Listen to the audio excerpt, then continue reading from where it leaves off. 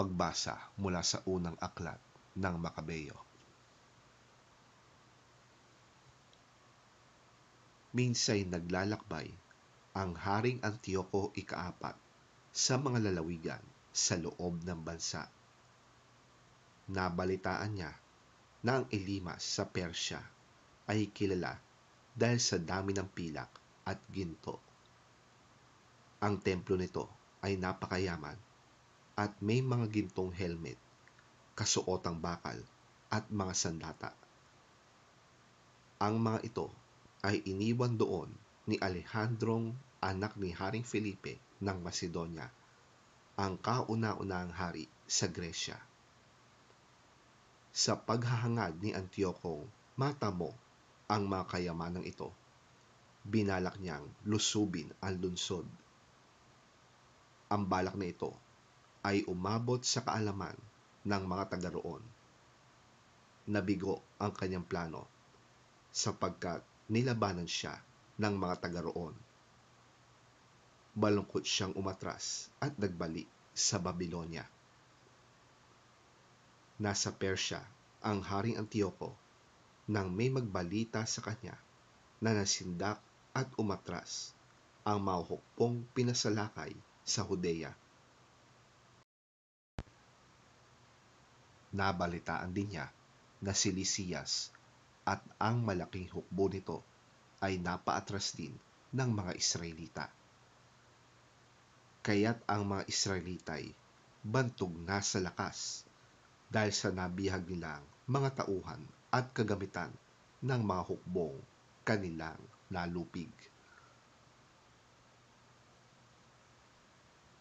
Umabot din sa kaalaman niya na inalis na ang tinatawag niyang kalapastanganang walang kapantay na inilagay niya sa altar sa Jerusalem at ang templo ay pinaligiran ng mataas na pader.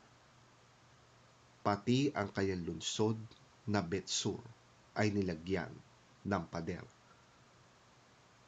Sa mga balitang ito'y natakot ang hari at lubhang nabahala. Dahil sa kanyang mga kabiguan, siya'y nagkasakit. Maraming araw na naig sa kanya ang matinding kalungkutan hanggang sa maramdaman niyang malapit na siyang mamatay.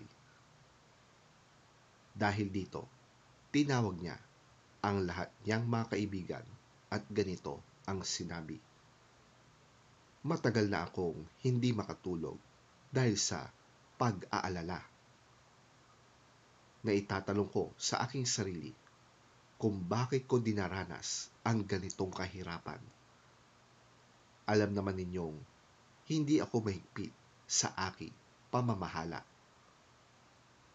Ngunit naalala ko ang aking masamang ginawa sa Jerusalem. Inalis kong lahat ang mga kagamitang pilak at ginto sa templo at ipinapatay ko ang mga mamamayan ng Judea nang walang sapat na dahilan. Alam kong ito ang dahilan ng aking mga paghihirap. Ngayon, ako'y mamamatay sa ibang lupain."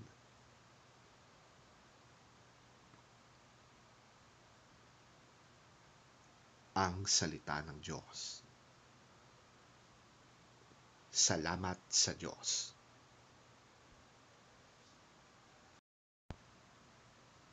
Ang mabuting balita ng Panginoon ayon kay San Lucas. Papuri sa iyo, Panginoon. Ilang Saduceo naman ang lumapit kay Jesus. Ang mga ito ay nagtuturong hindi na muling mabubuhay ang mga patay. Sabi nila, "Guro, isinulat ni Moises para sa atin ang ganitong batas. Kung mamatay ang kuya ng isang lalaki at ang asawa nito'y maiwang walang anak, siya ay dapat pakasal sa byuda upang magkaanak sila para sa namatay. Minsan, may 7 magkakapatid na lalaki. Nag-asawa ang panganay at namatay na walang anak. Nagpakasal sa byuda ang pangalawa, subalit ito'y namatay ding walang anak. Ganoon din ang nangyari sa pangatlo hanggang sa pampito. Sila'y isa-isang napangasawa ng babae at pawang namatay na walang anak. Sa kahuli-hulihan po'y namatay naman ang babae. Ngayon, sa muling pagkabuhay, sino po sa pito ang kikilalaning asawa ng babae, yamang silang lahat ay napangasawa niya? Sumagot si Jesus, sa buhay na ito, ang mga lalaki at mga babae ay nag-aasawa.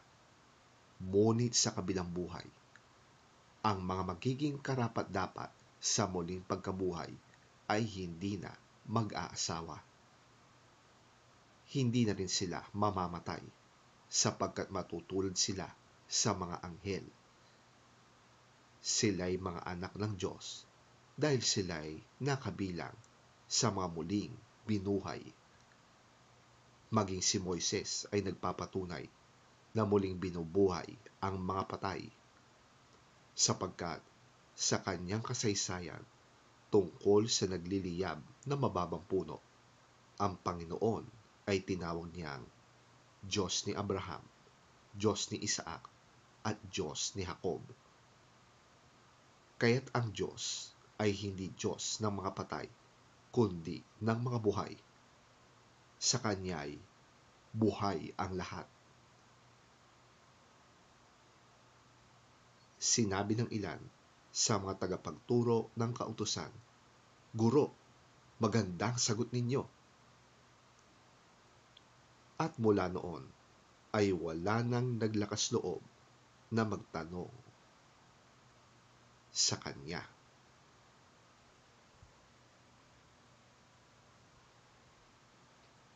Ang mabuting balita ng ating Panginoon. Pinupuri ka namin, Panginoong Hesukristo.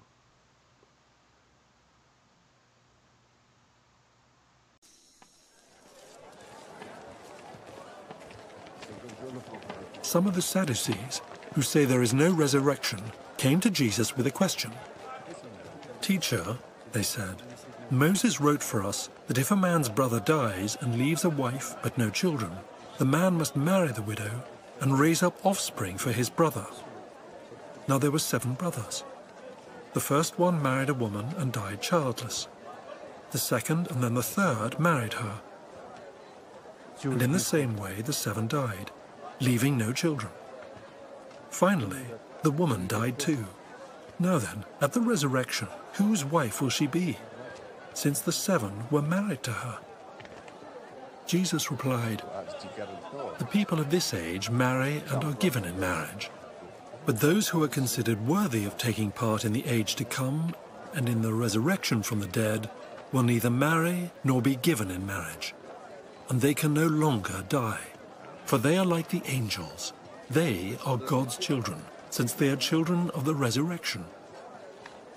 But in the account of the burning bush, even Moses showed that the dead rise, for he calls the Lord the God of Abraham and the God of Isaac and the God of Jacob. He is not the God of the dead, but of the living, for to him all are alive."